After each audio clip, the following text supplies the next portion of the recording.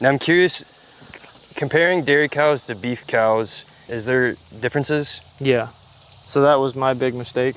I thought we grew up raising our own beef for ourselves, and then when we bought these, we might have had 30 beef cows, and I was like, it's not that big difference. I can run beef cows, I can run dairy cows, and that first winter was horrible. First off, that's another thing where farmers weren't being transparent. She was telling them it's a all grass milk, and they get a protein supplement when they go into milk, and she was feeding them straight up conventional grain from southern states, and a lot of it. I think for 30 cows, she was feeding 2,000 pounds a week. Wow. And so they were like, it's pretty much grain-fed milk. So that's one of the first things we did to the customers. As soon as we bought it, within a week, we emailed them and said, look, this is what's been happening. But this is what we're going to do. I said, we're still going to feed them grain, but we're switching to a non-GMO organic grain, because we bought them in October. We fed them through the winter, and then we started, in the spring, we started switching them to all grass, just a slow transition, and then we kept them off grass. 2019. 2019. Yeah, so in the spring of 2020, we switched to all grass, and then we had a bunch of fallout. The cows couldn't do it. It's a different type of cow that can do all grass. Genetics make a big difference. When we bought them, they were very high producing cows. They were supposedly a lot of them were registered. They were some of the best genetics on the East Coast. I had somebody come buy a piece of equipment, and he heard where the farm we bought the cows from, and he was like, oh, those were some of the best cows, because he knew the genetic lines. But as soon as we took them off grain, they fell out. In the first 2 years, I think we sold or lost probably 10 or 15 of the original herd, so about half. And then we started buying in some here and there from grass-fed genetics. So yeah, there's a big difference. But for the genetics, then how long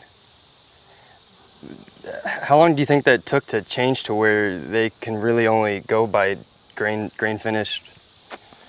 I don't know. It doesn't take as long to go to that as it does to all grass, because it's easier on the cows. Like if we took these cows and put them on grain, they would do really good, because their life would be a lot easier, so to speak. They would have liver issues and stuff like that because of all the grain, but they wouldn't have to work hard and walk. So it wouldn't take long to put them into an all grain diet. The other way around, looking back, I would do things differently, but the other way around is a little bit longer, because the epigenetics come into play. So they've had studies now where the calf that is bred on the farm will do a lot better than one that's brought in, just because that's what the mom's eating. The calf is going to do a lot better on it too. And then we switched to Fleckve bull, which is more of a dual purpose. We have a bull in now, we can look at him. It's more of a dual purpose and an older, like not very dairy popular breed, but they do really well on grass. And so I would have switched to that a lot sooner. But yeah, and like you said, these heifers, some of the bigger ones they were born in March. There's two little ones in there. They were born later, probably May. But they're doing very well. And then how old do they need to get before, I guess, new cows start producing milk too? So typically around 2 years to 2.5 years.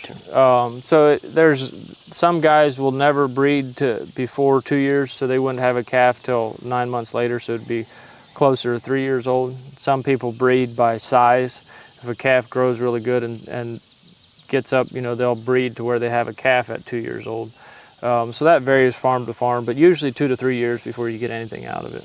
Yeah. That's another thing that's taken into account when farming and ranching, is not only the startup cost, but pretty much the startup time. Yeah.